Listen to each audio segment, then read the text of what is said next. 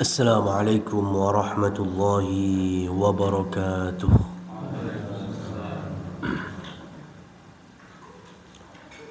Alhamdulillahi rabbil alamin.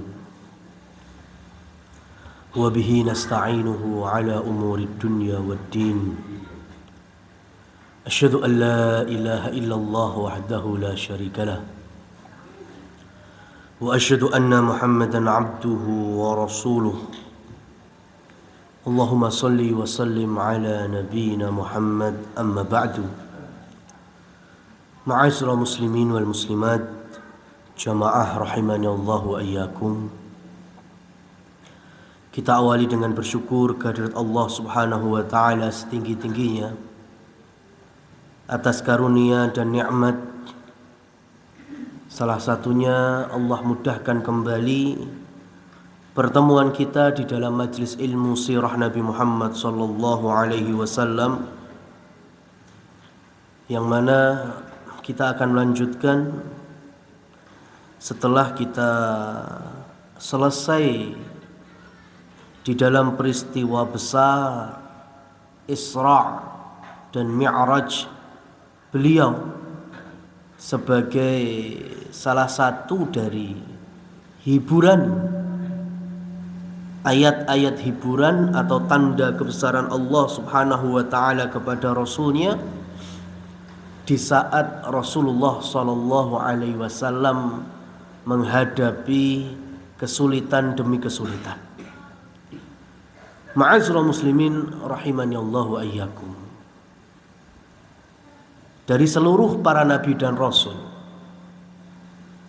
katakanlah kita mengambil pendapat jumlah para nabi dan rasul 124.000. Sebanyak itu mereka adalah manusia pilihan.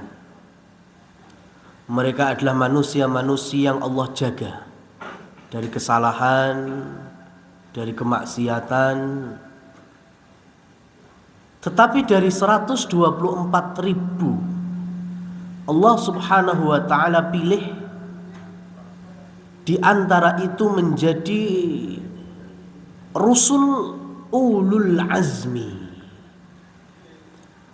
Ulul artinya orang-orang yang memiliki al-azm, itu semangat, pantang menyerah, pantang mundur, tekad, ya, ketekunan, optimisme, keteguhan. Nah, itu semuanya masuk di dalam makna al-azm. Dan dari 124.000 itu Allah hanya ambil 5. Dari Rasul yang pertama yaitu Nabi Nuh alaihi salam, kemudian Nabi Ibrahim, kemudian Nabi Musa, kemudian Nabi Isa, dan terakhir Nabi Muhammad sallallahu alaihim ajma'in. Hanya 5 ini, yang biasanya versi orang Indonesia disingkat dengan NIMIM gitu. Ben gampang leh nyinauni, disingkat NIMIM, N-I-M-I-M. N pertama Nuh, I pertama Ibrahim, Mim pertama Musa, kemudian I yang kedua Isa, dan M yang kedua adalah Muhammad sallallahu alaihim ajma'in. Jadi mereka ini yang di sisi Allah Subhanahu wa taala memiliki peran yang jauh dibandingkan 120 sekian ribu yang lain. Kalau seluruh para nabi dan rasul sabar, 5 orang ini lebih sabar lagi. Kalau semua para nabi dan rasul semangat di dalam menyebarkan agama Allah, maka 5 orang ini lebih lagi. Termasuk ketika Rasul sallallahu alaihi wasallam sedang mengalami kesulitan awal berdakwah di Mekah, ya, Allah turunkan kisah nabi-nabi sebelumnya. Allah turunkan surat Al-Kahfi, Allah turunkan kisah Nabi Yusuf alaihi salam, ya, termasuk ketika beliau sedih, ya, sebelum Allah subhanahu wa ta'ala Isra dan Mi'rajkan, Allah turunkan kisah terbaik. Yang bilang kisah terbaik bukan saya, tapi Allah subhanahu wa ta'ala. Inna anzalna, sesungguhnya kami turunkan ahsanal qasas, kisah terbaik, ya, yaitu kisahnya Nabi Yusuf alaihi salam, dari awal sampai akhir, ya. Bagaimana ketika usia masih anak-anak menginjak remaja dipisahkan dengan orang tua yang paling dicintai, yaitu ayahnya Nabi Yakub. Kemudian musibah demi musibah dialami karena hasad saudara-saudaranya, dicemplungkan ke dalam sumur. Kemudian dijadikan budak, dijual. Kemudian nanti digoda, masuk penjara, dan seterusnya, sampai ujung-ujungnya dijadikan oleh Allah utusannya, nabinya, dan secara sosial ekonomi dunia Nabi Yusuf Allah berikan kedudukan penguasa negeri Mesir. Ini contohnya Allah sampaikan kepada Nabi Muhammad sallallahu alaihi wasallam supaya Nabi Muhammad tahu, awakmu ki engko ya kaya Yusuf alaihi salam. Engkau adalah nabi, engkau adalah utusannya, engkau nantinya juga menjadi pemimpin, engkau yang akan mengatur ekonomi umat, dan lain seterusnya. Maka kesabaran Nabi Yusuf, kesabaran Nabi Yakub, ya. Nabi Yakub dipisahkan dengan putranya kurang lebih 80 tahun itu. Dan itu berangkat dari anak-anaknya yang lain bilang bahwasanya Yusuf telah diterkam binatang hutan. Nabi Yakub percaya apa enggak? Nabi Yakub percaya? Enggak percaya. Nabi Yakub tahu kalau anak-anak yang lain ini sedang berbohong. Nabi Yusuf masih hidup yakin dengan seyakin-yakinnya. Lah kok bisa? Lah karena sebelumnya Yusuf datang kepada bapaknya, ya, semalam aku mimpi.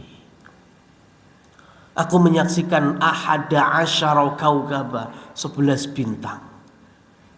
Wasyamsa wal qamara, ada satu matahari, satu rembulan. Ya. Kesemuanya itu ra'aituhum li sajidin. Aku saksikan 11 bintang, satu matahari, satu rembulan. Mereka semuanya sujud di hadapanku. Apa kata Nabi Yakub? Ojo mbok cerita niki ning dulurmu. Mimpimu ini jangan engkau ceritakan. Artinya Nabi Yakub paham takwil mimpi itu, sangat tahu. Karena beliau juga nabi, pilihan Allah. Maka ketika saudaranya mengajaknya ke hutan, kemudian balik tanpa Yusuf, kemudian lapor, ya, kepada ayahnya, Yusuf diterkam binatang hutan. Ini buktinya baju yang koyak-koyak. Nabi aku percaya? Ya enggak percaya. Alasannya mimpinya belum terjadi. Kok tiba-tiba Yusuf mati? Kan enggak mungkin. Maka itu ditunggu oleh Nabi Yakub. Kesabarannya membawa kesedihan, ya, yang kata Imam Ibnu Katsir, penglihatannya Yakub itu normalnya mata ada yang bagian hitam, ada yang putih. Itu jadi putih semuanya. Saking sedihnya ditinggal jauh oleh putra kesayangannya. Maka nanti ketika berjumpa dengan Nabi Yusuf 80 tahun berikutnya, sembuh lagi penglihatannya. Ini kesabaran Yakub. Dan Allah ceritakan itu kepada Nabi Muhammad sallallahu alaihi wasallam. Dan Nabi tahu akan semuanya. Maka gak heran kalau sebagian tabi'in menyebutkan Iqra'u surata Yusuf fil huzni. Bacalah surat Yusuf dikala engkau sedang sedih, gelisah, gundah gulana. Ya, bacalah surat Yusuf. Kenapa? Karena di saat Rasul Shallallahu Alaihi Wasallam sedih, ditinggal orang-orang yang dicintai, istri Khadijah radhiyallahu anha, paman Abu Talib, Allah turunkan kisah Nabi Yusuf. Ini salah satu obat kesedihan, dan Quran syifa. Quran adalah obat. Tapi kata para tabi'in, kalau ternyata kita sudah membaca surat Yusuf bolak-balik pas sedih kok gak mari-mari, berarti hati kita yang bermasalah. Ya, harusnya kan Quran itu bisa menjadi penawar, menjadi obat. Dan tabi'in sudah ngasih ilmunya. Coba kalau sedih baca surat Yusuf. Lawang sekelas Nabi Muhammad sedih, diturunkan Quran surat Yusuf, beliau kemudian ya sembuh dari kesedihannya. Ini sekelas Nabi. Kalau kita saking karatnya hati, kotornya hati, mau coba balik etan kulon, nggak ada ngaruhnya. Nah, ini yang terjadi pada diri Rasulullah Shallallahu Alaihi Wasallam. Manusia pilihan. Dan ketika Allah Subhanahu Wa Taala berikan hiburan Isra dan Mi'raj, kira-kira bisa nggak toh Allah itu langsung ngangkat nabinya dari Mekah ke langit Sabtu 7? Bisa apa enggak? Mudah. Ya, mudah sekali. Enggak usah pakai perantara Jibril. Enggak usah pakai perantara naik buruk. Ya, Allah angkat nabinya langsung ketemu di Sidratil Muntaha. Ya. Mudah bagi Allah. Idza aradallahu syai'an, ketika Allah berkehendak tinggal mengatakan kun fayakun. Tapi kenapa nggak ada enek proses Allah jalankan Nabi dari Mekah ya menuju Baitul Maqdis dhisik barang iki ya untuk apa? Ini dijelaskan termasuk oleh Imam Ibnu Katsir liyubayyina linnas. Jawabannya dengan adanya kronologis ya. Ada sisi apa istilahnya kronologi dari peristiwa. Sebelum Rasul ke langit, Rasul sempat mampir ke Palestina atau ke Baitul Maqdis supaya nanti menjadi argumen hujjah, cerita kepada umat, meskipun itu pun tidak dipercaya. Bagaimana langsung cerita tiba-tiba diangkat ke langit? Lawung perjalanan Mekah Palestina yang normal saja, yang orang masih bisa itu di zaman itu dari Mekah ke Palestina, Rasul cerita semalam bolak-balik nggak dipercaya. Apalagi kalau tiba-tiba Rasulullah Shallallahu Alaihi Wasallam cerita ya semalam saya Allah angkat ke langit Sabtu 7, bahkan di atasnya lagi. Orang pada langsung menolak. Yang jelas masih dari Mekah ke Palestina, nanti dari Baitul Maqdis balik lagi ke Mekah, ketemu dengan rombongan-rombongan kafilah-kafilah di padang pasir. Itu diceritakan oleh Rasul sebagaimana kita sampaikan. Itu aja masih orang-orang nggak percaya. Jadi Allah Subhanahu Wa Taala lebih paham kita, lebih paham makhluknya. Terkadang berkali-kali kita kajian, berkali-kali ayat Allah kita sampaikan, hadis-hadis kita perdengarkan, tapi kalah sama model agama wis umume masyarakat.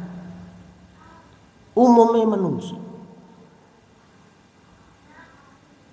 Ini cerita yang paling hangat jamaah yang dirahmati Allah Subhanahu wa taala.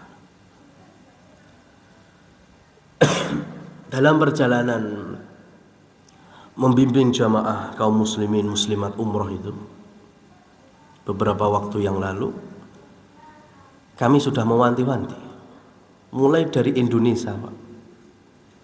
Dalam program manasik, dalam program pembekalan itu sudah kita sampaikan bagaimana kita mengikhlaskannya dalam beribadah.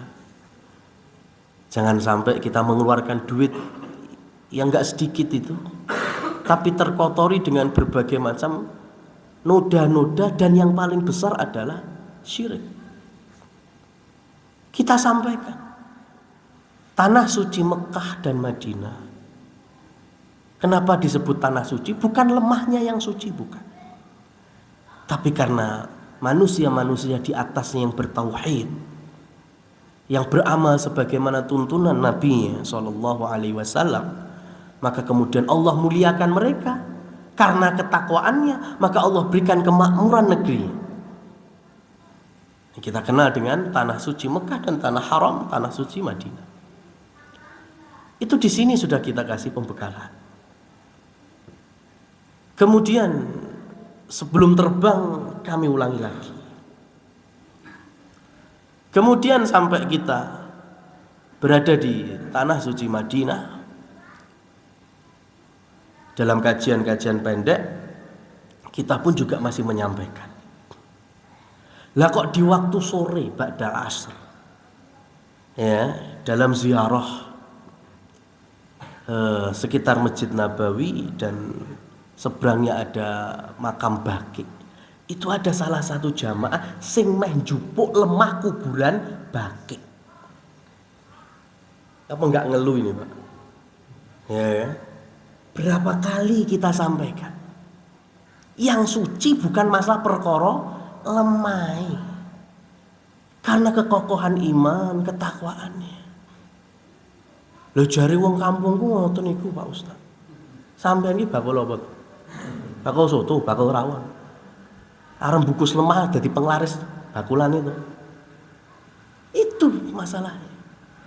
Jadi berapa kali mendengarkan itu, ya, tapi di dalam hatinya masih bercokol bahwa umumnya neng gonaku pokoke lek wong rono kudu balik gawanan cekelan sak genggam lemah tanah suci.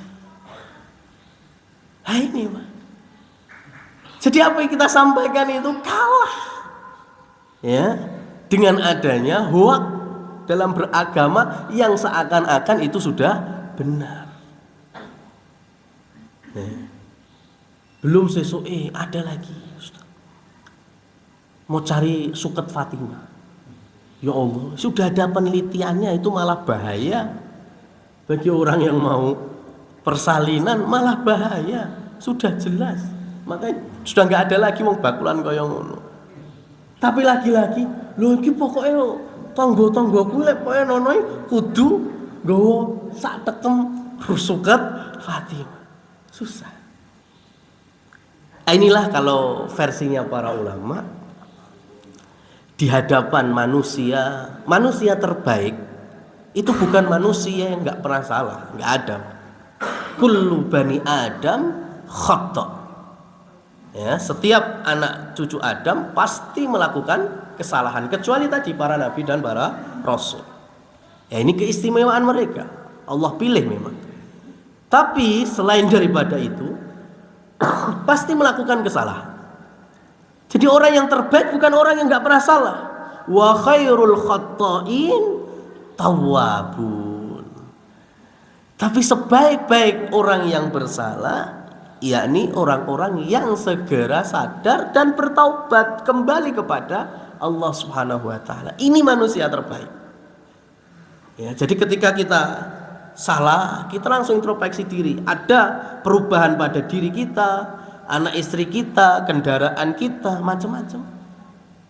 Itu kita langsung introspeksi diri bahwa barangkali ada kesalahan, barangkali ada harta haram yang kemakan, barangkali ada khilaf dan seterusnya untuk kemudian kita bertobat. Lah ini hamba-hamba Allah yang semoga kita berada dalam kategori yang pertama ini. Karena yang kedua, kata para ulama menyebutkan dan menggambarkan melihat maksiat atau dosa kadzubabin marra ala anfi.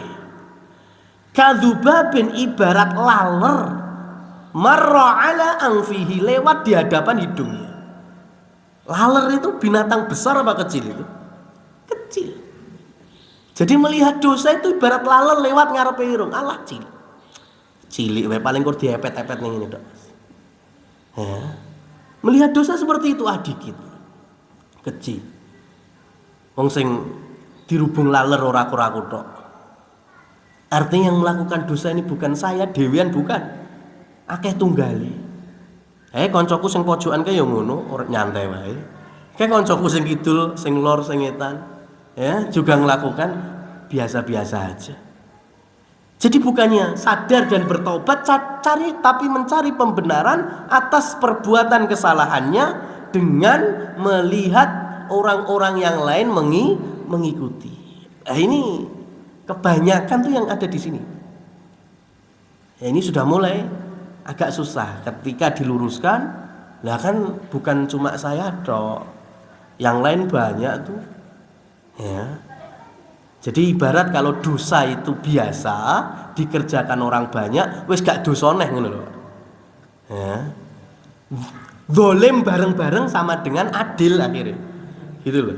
Ya, adil sama dengan zalim kalau bareng. Kalau sing zalim kursi tok loro konangan itu. Nah, ini kamu enggak adil ini, kamu zalim. Tapi kalau kabeh melakukan wis ora apa-apa. Ya, umume kaya ngene. Harus dianggap biasa. Ini yang terjadi dalam hal agama, ya, dalam hal perkara-perkara dosa yang sudah biasa masuk kategori yang kedua. Adapun yang ketiga ini lebih parah lagi. Karena Rasul Shallallahu Alaihi Wasallam sudah menyampaikan, kullu ummati mu'afa. Semua umatku itu berpotensi untuk mendapatkan ampunan dari Allah. Semua hamba-hambanya ini, termasuk kita, punya potensi dapat maghfirah. Kullu ummati mu'afa illal mujahirun, kecuali orang-orang mujahir. Apa itu mujahir? Yang dimaksud dalam hadis mujahir adalah ada orang di waktu sore melakukan dosa atau maksiat. Dewean mas. Dia melakukan dosa maksiat sendiri. Dan di waktu malam Allah dengan maha bijaknya, maha rahmatnya, Allah tutupi aibnya. Allah sudah mau menghapus dosa yang tadi sore dia lakukan. Lah kok ketemu pagi besok harinya, ketemu koncone malah cerita. Ini ngerti apa ora? Wingi sore aku ngene. Ya. Oh, dhewean, kendel aku. Ya kan? Dosa ngajak-ngajak, ya. Dhewean. Makanya kowe tok sing tak ceritani, ora kabeh wong. Ya. Awalnya Allah sudah mau menutupi aibnya, menutupi kesalahannya, tapi ternyata besok harinya pelaku maksiat malah cerita-cerita maksiatnya kepada orang lain. Itulah yang disebut dengan mujahir. Ini disebut melakukan dosa terang-terangan versi hadisnya. Padahal aslinya terang-terangan apa enggak? Enggak. Ketika dosa dia enggak terang-terangan, cuma kemudian diceritakan kepada orang yang lain. Lah bagaimana dengan hari ini? Dengan berbagai macam media, sosial media, kemudian berbagai macam variannya, ada live streaming kok maksiat, mas? Ya, live streaming kok dosa? Lebih perang ngalah nih hadisnya tadi. Ya, ini jelas terang-terangan melakukan kemaksiatan. Wah, ini levelnya di atas mujahir. Padahal aslinya Allah Subhanahu wa taala dengan Maha Rahman, Rahim itu sudah mau mengampuni. Tapi karena malah senang dicerita-ceritanya. Ya. Maka memberikan motivasi atau istilahnya membakar semangat untuk bertaubat, untuk kembali kepada jalan yang lurus. Mungkin ada di antara kaum muslimin dulunya ahli maksiat, ya, dulunya kafir. Itu cukup sekali 2 kali. Bukan diundang tabligh akbar dari Aceh sampai Papua, temanya hijrah tok ngono, Mas. Ya kan, dulunya ini tuh cerita dulu maksiat apa, kemudian tobat. Engko neng daerah ini ngono neh, ngono. Ini nggak disukai malah dalam syariat. Cukup sekali 2 kali dalam lingkup yang secukupnya sudah. Ya, semoga Allah berikan dampak yang maslahat. Bukan kemudian terus digaungkan temanya itu terus. Sehingga di tengah kaum muslimin ingatnya orang itu dulunya ini, dulunya ini.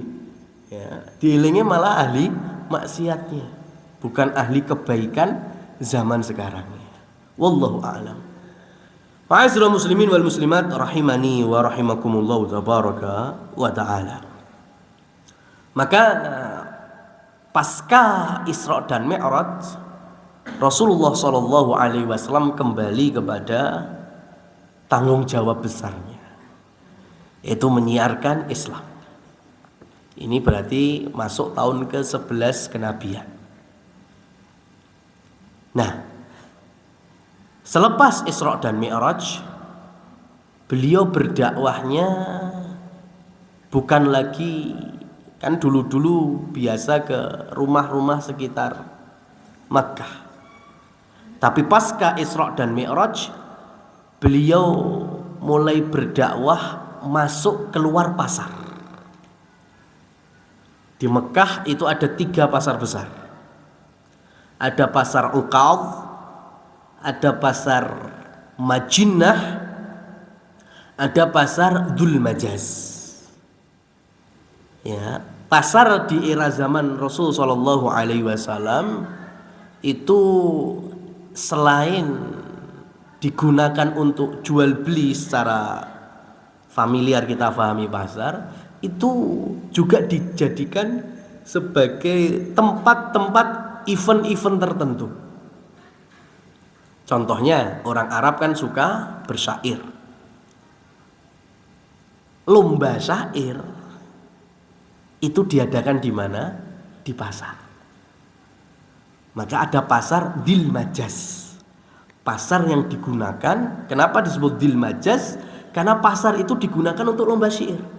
Dan kebanyakan syairnya yang bernada-nada majaz, berkategori majaz. Ini dalam ilmu bahasa Arab dikenal dengan balaghah. Ya, seperti itu. Nanti yang menang, pemenangnya, juaranya dan syairnya ditemplek nih di dinding Ka'bah. Maka orangnya dari suku mana, ya, kemudian syairnya apa, menjadi terkenal di tahun itu. Karena dalam 1 tahun ada perlombaan terus. Yang menang namanya dan syairnya akan ditempel di dinding Ka'bah. Orang pasti melihatnya itu. Kalau udah di Ka'bah sudah pasti terkenal. Kalau enggak di sekitarnya, di sekitar sumur Zam-Zam. Ya, maka pepatah Arab itu kalau dulu ada istilah gini. Bul Zam-Zam tu'raf. Ya, kalau pengen cepet terkenal, pengen cepet viral, kencingi sumur Zam-Zam, mesti terkenal. Ya kan? Kencing di sumur Zam-Zam, sopo sing ora bakal ro. Ya, orang pasti memuliakan Ka'bah, orang juga memuliakan sumur Zam-Zam saat itu. Jadi kalau ada orang yang melakukan keanehan sampai ngencingi sumur Zam-Zam, mesti terkenal banget itu. Itu contohnya supaya pengen viral saat itu seperti itu. Nah, Dzul Majaz itu pasar yang digunakan untuk lomba sajak-sajak, puisi-puisi, syair-syair. Nanti kalau pacuan-pacuan kuda, ya, kemudian habis itu syukurannya itu biasanya di pasar Majinah. Kira-kira kalau pasar tradisional hari ini ada event kayak gitu apa enggak, Pak? Enten pasar Nanti pasar Kertosuro apa pasar Kleco gitu. Ada event lomba-lomba paling kur 17-an tok ya. Ya. Nggak ada event-event besarnya. Biasanya kalau hari ini yang juga ada jualan, ada event-event besar di mana, Pak? Di mall, supermarket. Berarti pasar di zaman Nabi Shallallahu Alaihi Wasallam itu sudah ibarat mall hari ini. Jadi selain jual beli, juga ada program-program kegiatan-kegiatan, baik itu sosial. Dulu itu kalau ada tabib atau dokter yang ingin mengenalkan obatnya atau medisnya, itu demonya di mana? Ya, dia mengenalkan ya, resepnya di mana? Ya di pasar. Ya. Ya itu jadi pasar itu tempat semuanya yang dibutuhkan orang itu koyo-koyo ono. Nah, Rasul Shallallahu Alaihi Wasallam tahu pasar orangnya umum, maka beliau masuk dan beliau mulai berdakwah. Qulu la ilaha illallah tuflihu. Katakanlah la ilaha illallah. Berarti kan tauhid di sini. Isbat, pengukuhan bahwa tidak ada ilah selain Allah Subhanahu wa taala. Berarti semua berhala-berhala atau keyakinan yang lain pasti gugur. Itu orang-orang awalnya mendengarkan. Cuma masalahnya setiap Rasulullah Shallallahu Alaihi Wasallam masuk pasar, di belakang beliau itu juga ada manusia, Pak. Diriwayatkan orangnya juga ganteng, putih, ya. Kemudian juga fasih di dalam berbahasa. Siapa itu? Beberapa kali pamannya sendiri Abu Lahab, ya, beberapa kali Abu Jahal. Karena Rasul keluar masuk pasar nggak cuma sekali dua kali. Nah, Abu Lahab dan Abu Jahal ini bergantian. Setiap Rasul berdakwah, katakan la ilaha illallah, di belakangnya juga berteriak, innahu kadzib, innahu shabi'. Sesungguhnya yang ngomong itu pendusta. Ya, yang ngomong itu apa istilahnya? Orang yang murtad dari keyakinan nenek moyang kita. Orang yang memecah belah keyakinan nenek moyang kita. Gak usah dirungokni. Gitu terus Rasul ngomong, berdakwah. Ya, awalnya orang mau dengar, tapi ternyata ada Abu Lahab, Abu Jahal. Akhirnya mereka pun juga cuek. Pada Rasul Shallallahu Alaihi Wasallam dikenal dengan afsahul Arab, orang yang paling fasih berbahasa Arab. Nggak mungkin ada orang nggak suka mendengarkan Rasulullah Shallallahu Alaihi Wasallam berbicara, itu mustahil. Tapi ya goro-goronya nek Abu Lahab dan Abu Jahal itu, ya orang akhirnya juga nggak mendengarkan. Ini uniknya, ya ketika Rasul Shallallahu Alaihi Wasallam dibenci dengan pendusta, penyihir, ya padahal orang-orang Mekah saat itu dengan para dukun, para tukang sihir, klop itu. Ada apa aja pasti ke dukun. Riwayat yang paling mutawatir itu kan riwayat ketika Hindun itu putri dari Quraisy, ya, termasuk wanita mulia di Quraisy sebelum menikah dengan Abu Sufyan. Itu punya suami Al-Makhzumi. Itu rumah tangganya sering gesekan. Ini udah nyaris diambang perceraian. Akhirnya sama sesepuh Quraisy dibilang kalian harus cari solusi. Solusinya apa? Ya tanya dukun. Wah ini tapi jangan sembarang dukun ini. Ini harus cari dukun yang paling sakti. Gimana caranya? Hindun kemudian mengambil gandum, dibungkus pakai kain, dimasukkan ke guci, dibungkus pakai kain. Dimasukkan ke guci yang lebih gede, dibungkus pakai kain. Kemudian diundanglah para dukun, baik itu yang dari Mekah ataupun yang dari luar Mekah. Kemudian ditanyakan satu persatu, yang ada di dalam benda ini apa? Dukun satu jawab ini, wah salah, nah cancel, kerang sekti. Ya, tanya lagi, yang di dalam barang ini apa? Salah, cancel lagi, udah abal-abal. Sampai ketemu dukun, ketika ditanya yang ada di dalam ini apa, dukun itu menjawab gandum yang kamu bungkus dengan kain. Wah, iki sekti tenan iki. Nah, ini baru dukun yang kita cari. Nah, dukunnya ini sebelum tahu tentang keretakan rumah tangga Hindun, itu melihat wajah Hindun dan berkata, kelak akan lahir dari rahimmu seorang raja Arab. Padahal Arab dari dulu nggak punya raja. Arab itu modelnya kan suku. Hanya tokoh suku, bani seperti itu. Nggak ada raja-rajanya. Maka mendengar opini atau ramalan, lebih tepatnya dukun, bahwasanya dari rahimnya Hindun ya akan lahir raja Arab, suaminya kemudian langsung minta, wis awake dhewe akur lagi wae yo, balikan wis, gak usah pegat-pegatan. Kata Hindun, kalau ucapan dukun itu benar, akan lahir dari rahimku seorang raja Arab, maka aku bangga. Sing penting bapake uduk sampean Mas, wis ngono lunga pegat. Akhirnya cerai tuh. Kemudian setelah itu Hindun menikah dengan Abu Sufyan. Ya, dan nanti semuanya ini menjadi muslim, sahabat Rasul sallallahu alaihi wasallam. Dan dari pernikahan Abu Sufyan dan Hindun lahirlah nanti Muawiyah bin Abi Sufyan. Dan setelah Rasul wafat, kepemimpinan berganti dengan Khulafaur Rasyidin, Abu Bakar, Umar, Utsman dan Ali. Dan habis itu nantinya Muawiyah juga menjadi khalifah. Dan sepeninggal Muawiyah jadi khalifah, pemimpin, setiap pemimpin berikutnya pasti dari jalur anak-anaknya.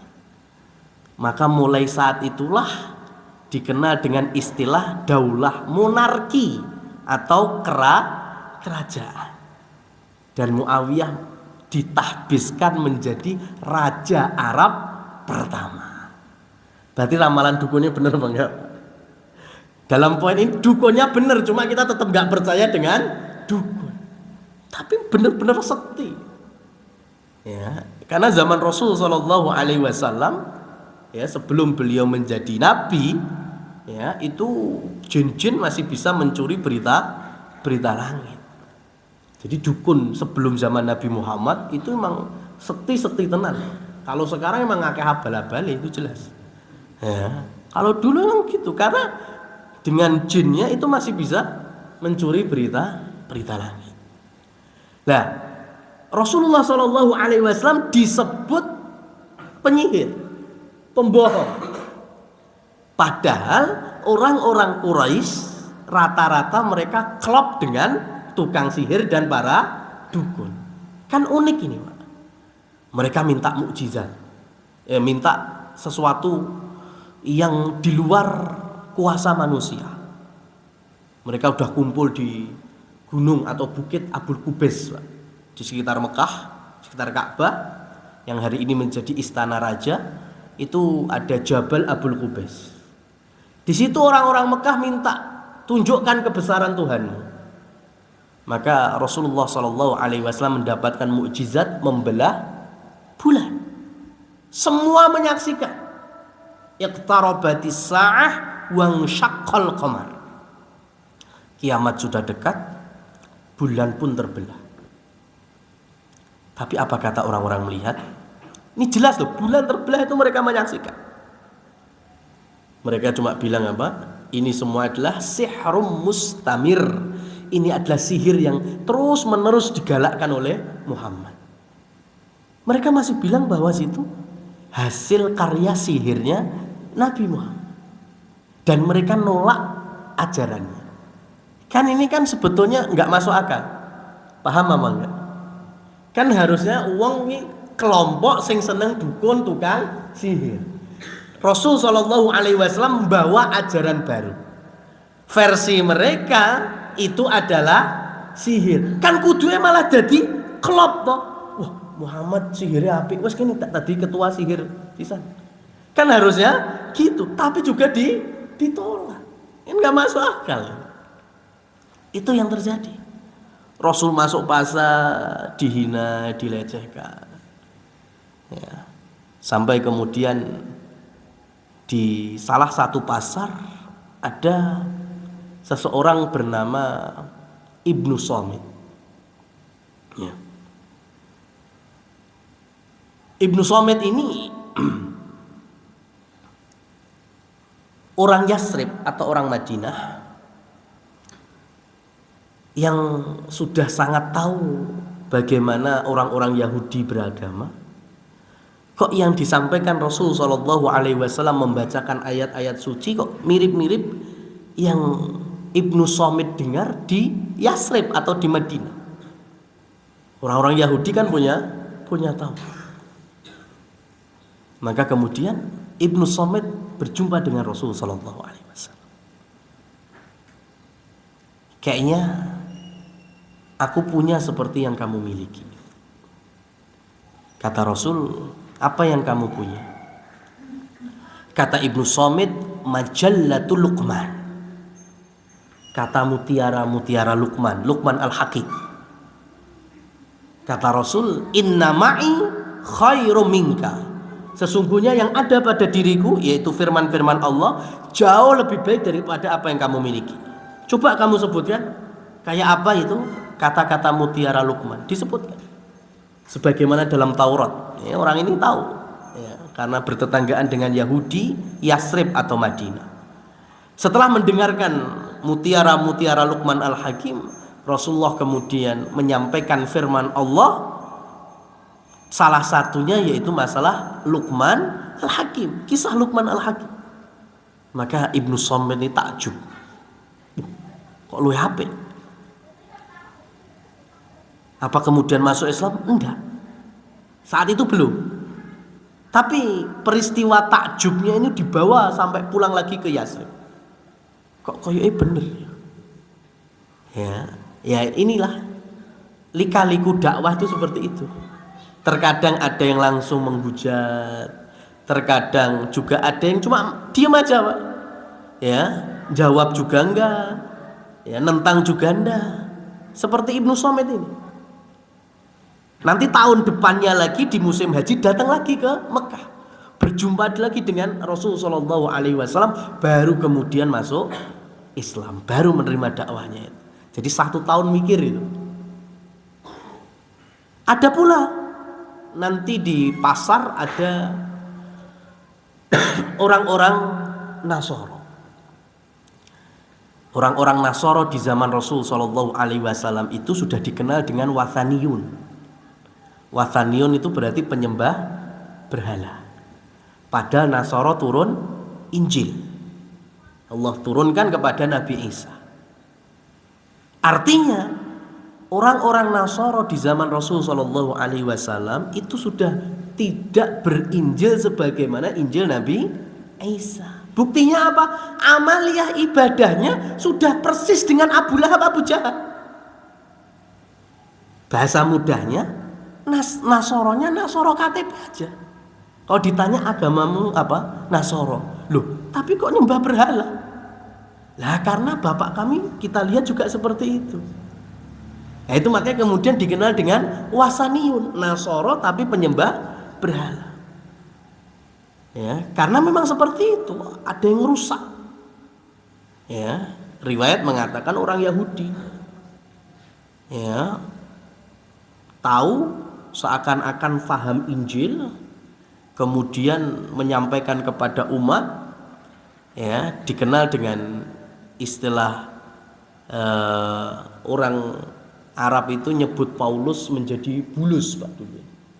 Mereka menyebutnya bulus. Bulus gitu. Ya, dan orangnya memang cerdik itu. Sampai merevisi Injil, muncullah asfarun jadid atau dikenal dengan perjanjian baru.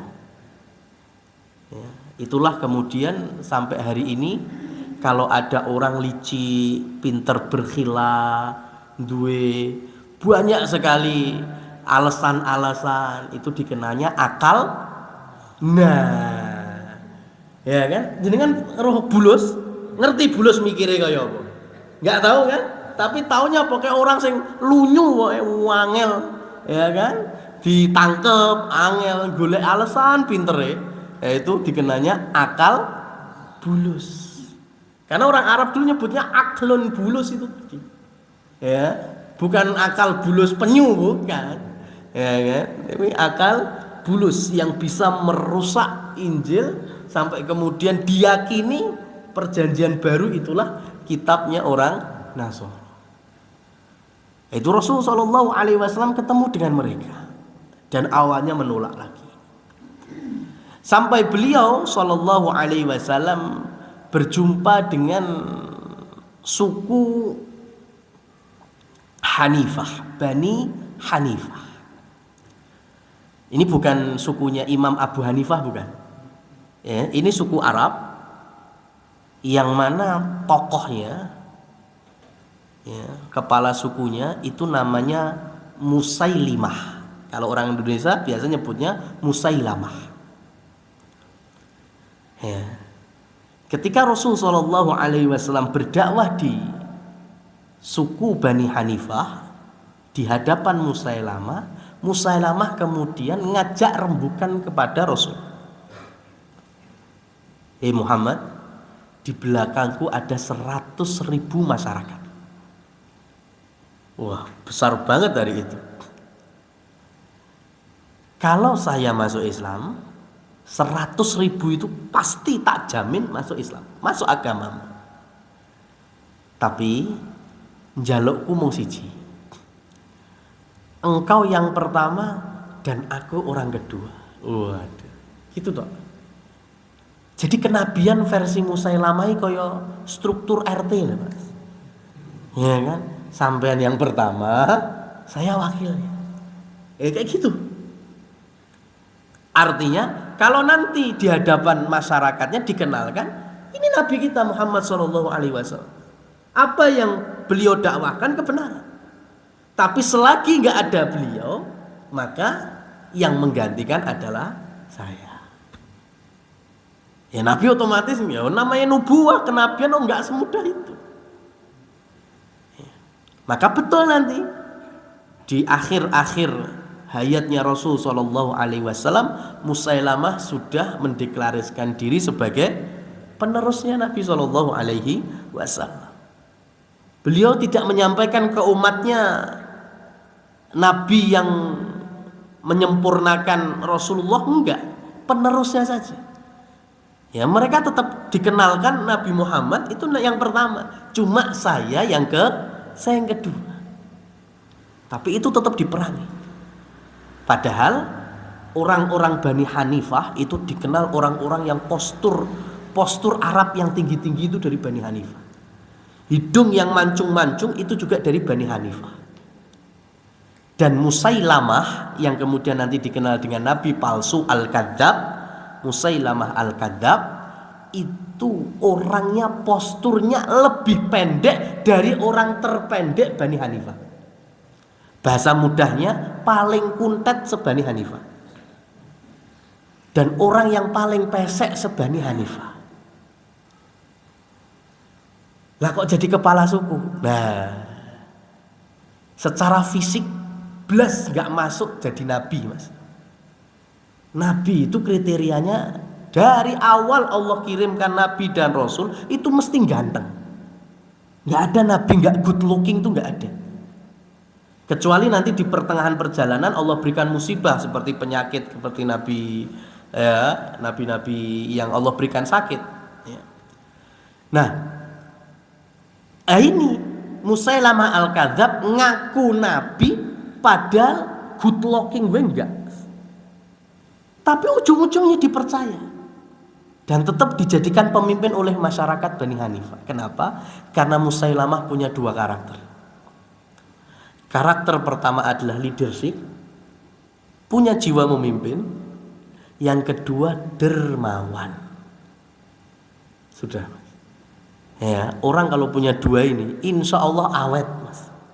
Ya, tetap didapuk jadi pemimpin, mas. Ya, sudah nggak ngelihat fisik lagi. Yang penting punya jiwa leadership, kemudian lomo, wes sudah. Masyarakat tetap seneng. Ya, bisa mimpin lomo, bisa mimpin dermawan, ringan tangan, suka ngasih.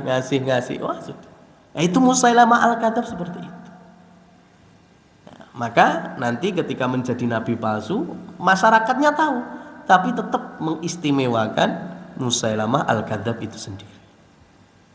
Nah, ini jamaah yang dirahmati Allah Subhanahu wa taala, nabi terus keluar masuk pasar. Kemudian qabilah ke qabilah. Dan beliau juga masih berdakwah di sekitar Ka'bah.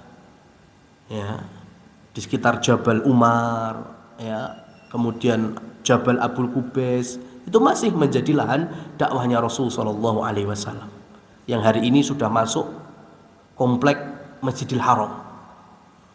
Ya, yang hari ini pula orang-orang yang nggak suka dengan perkembangan Saudi itu juga menfitnah dengan fitnah yang nggak mutu. Contohnya adalah bangunan besar yang dikenal dengan Tower Zamzam itu. Jam gadangnya Mekah. Ada jam besar, bangunan yang besar, megah, tinggi. Ka'bah kelihatan kecil kalau dilihat dan dibandingkan. Kemudian di atas Tower Zamzam itu ada bulan sabit, ya, yang itu fungsinya sebagai penangkal petir. Tapi dengan orang yang tidak bertanggung jawab, berdusta atas nama tanah suci, mengatakan itu adalah dua tanduk setan. Berarti kalau dua tanduk setan itu adalah salah satu ikon dari Dajjal. Ya Allah, lawang Dajjal ora mungkin mlebu Mekah. Lah kok tanduk iso di situ dari mana? Mbok yo lek ngawur yo aja keterlaluan to, Mas. Ya. Lawang dua tanduk setan. Dajjal, ya. Tower Zamzam itu, ya, wah ini Ka'bah sudah, ya, disetir oleh antek-antek Yahudi, dan itu adalah prajuritnya Dajjal. Buktinya itu, lah itu, cobalah kalau gelem medun titik, itu ada bacaan kaligrafi Waqaf li Malik Abdul Aziz li khidmatil haramain. Ya, ini adalah wakaf dari Raja Abdul Aziz Ali Saud untuk perkembangan dua tanah suci. Jadi tanah di sekitar Tower Zamzam itu yang sekarang mungkin menjadi 8 hotel dari Hilton dan lain seterusnya itu semuanya dibangun di atas wakaf para khalifah, para sultan, para raja-raja Arab terdahulu. Itu semuanya tanah wakaf. Lah kok bisa dijadikan bangunan antek Yahudi itu dari mana? Ini dusta atas tanah suci. Dan gak mungkin Dajjal masuk Mekah, itu gak mungkin. Bahkan jauh sebelum Ka'bah, dari batas tanah haram di Mekah itu sudah dijaga oleh para malaikat. Dajjal gak mungkin masuk. Di Madinah juga sama. Dajjal, ya, cukup sampai di seberang Uhud, gak mungkin bisa lewat Uhud untuk masuk Madinah, karena di situ sudah ada malaikat-malaikat. Ya, maka ini satu pembodohan kepada kaum muslimin bahwa yang terjadi dengan adanya bangunan tinggi, ya, ini merupakan antek-antek Dajjal dan termasuk mempercepat kiamat. La haula wala quwata illa billah. Gini, kiamat sudah Allah tentukan belum? Sudah. Mau Arab Saudi berkembang dan membangun, Mau Arab Saudi tidak berkembang dan membangun, kiamat terjadi apa enggak? Terjadi. Ya. Mau Arab Saudi itu mulai menggalakkan reboisasi, penghijauan, penanaman pohon-pohon, ataupun tidak, kiamat juga pasti bakal terjadi. Lalu Saudi nanam pohon malah ora oleh ngundak dan cepet kiamat. Ya kan? Rasul Shallallahu Alaihi Wasallam itu memerintahkan kita, kalau tahu besok kiamat, hari ini kita bisa menanam benih, tanam benih. Ya, ini membuktikan kalaupun kita tahu besok manfaat, hari ini kita harus tetap bermanfaat. Bukan masalah mempercepat kiamat. Nah, ini barakallahu fikum jamaah yang dirahmati Allah Subhanahu wa taala. Rasul sallallahu alaihi wasallam terus berjuang berdakwah sampai nanti muncul 6 orang yang datang dari Yasrib yang dibawa oleh Ibnu Somit. Pemuda-pemuda ya yang rata-rata usianya masih 20 tahun, ya belum ada yang usia 30-an, ada yang belasan bahkan. Mereka datang untuk bisa berjumpa dengan Rasul sallallahu alaihi wasallam, mengambil agama yang mereka sebut agama yang mirip dengan yang ada di Madinah, yaitu Yahudi, dan ternyata yang dibawa oleh Rasul sallallahu alaihi wasallam jauh lebih sempurna dari miliknya Yahudi. Sehingga 6 orang inilah nanti menjadi cikal bakal muslim pertama dari orang-orang Madinah yang kemudian dikenal dengan kaum Ansor. Sehingga ketika Allah Subhanahu wa taala menurunkan surat At-Taubah ayat yang ke-100, di situ Allah sebutkan wasabiqunal awwalu, orang-orang yang pertama-tama masuk Islam, minal muhajirin wal ansor. Ternyata orang yang masuk Islam bukan cuma dari muhajirin yang pertama-tama, terhitung juga ansor. Lah siapa? Lah itu orang-orang yang di tahun ke-11 kenabian, tahun ke-12 kenabian itu datang ke Mekah, berjumpa dengan Rasul sallallahu alaihi wasallam, dan mereka menerima Islam. Yang menjadi muslim pertama-tama di Madinah. Mereka juga kita kenal dengan as-sabiqunal awwalun, tapi minal ansor. Sampai nantinya Rasul sallallahu alaihi wasallam hijrah. Jadi batasnya as-sabiqunal awwalun itu sampai kapan? Jawabannya sampai muncul ayat fawalli wajhaka syatrul masjidil haram, sampai muncul ayat perpindahan kiblat. Yang awalnya kiblat kaum muslimin ke Baitul Maqdis, turun ayat ini pindah kiblatnya ke Ka'bah Mekah. Maka per hari itu orang-orang yang masuk Islam sebelum ayat ini turun dikenal semuanya dengan as-sabiqunal awwalun, baik itu orang Mekah dengan muhajirinnya maupun orang Madinah dengan ansornya. Tapi selepas perpindahan kiblat ini, orang-orang yang masuk Islam sudah enggak masuk kategori as-sabiqunal awwalun. Wallahu a'lam bishawab. Kita lanjutkan di pertemuan berikutnya. Aqulu qouli hadza aqulu ma tasma'un. Semoga Allah memberkahi dan merahmati ilmu kita dan memberikan kekokohan dalam keimanan dan mempermudah dalam beramal sebagaimana tuntunan Rasul sallallahu alaihi wasallam. Fa subhanakallahumma wa bihamdika asyhadu an la ilaha illa anta astaghfiruka wa atubu ilaik. Wassalamu alaikum warahmatullahi wabarakatuh.